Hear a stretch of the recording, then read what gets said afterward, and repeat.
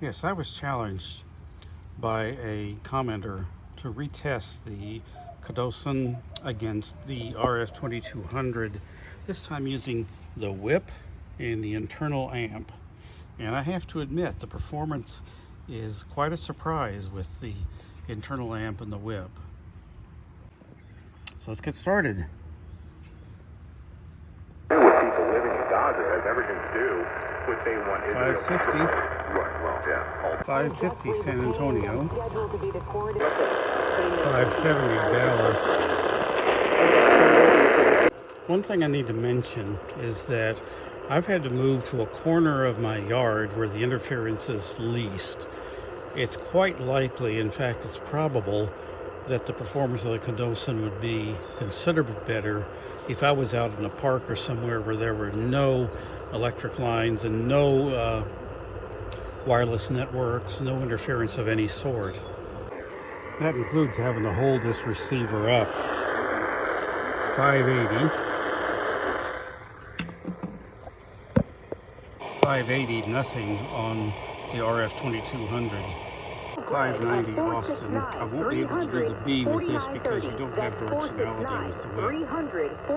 630 San Antonio. Okay, 630 from San Antonio. Okay, I have to hold it. I think there's a grounding issue. If I try to put it on something, it has more noise. This is 720 San Antonio. 760 San Antonio. 770 Dallas.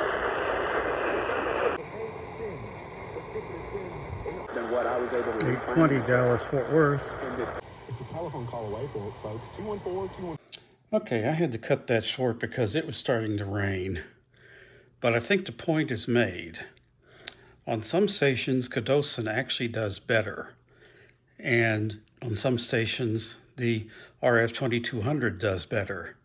The difference, I think, is a matter of the ambient noise, which is still pretty bad, even in that quiet corner of my yard.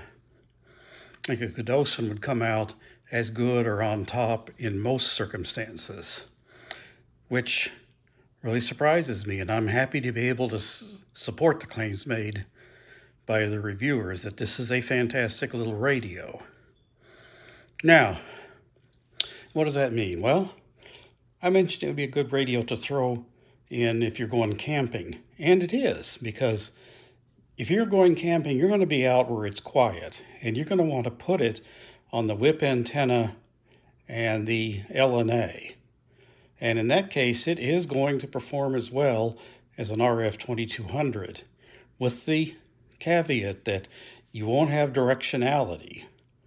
And without the directionality, for instance, I wasn't able to get the 590B from 300 miles away in Mexico that the RF-2200 can with ease, simply because I couldn't rotate a ferrite antenna because there's no ferrite on the Qodosen. But anyway, it is a keeper. It's a nice little radio, and I think it compares nicely with the RF-2200, and I'm happy to be able to go back and correct my previous findings. I'll mention that I'm working on ways to improve the quality of these comparisons. I realize my technical quality isn't where it should be, and I'm working on a couple of ideas to improve on that. So bear with me. I have more shootouts and better shootouts later. Next up is the ATS 20 Plus.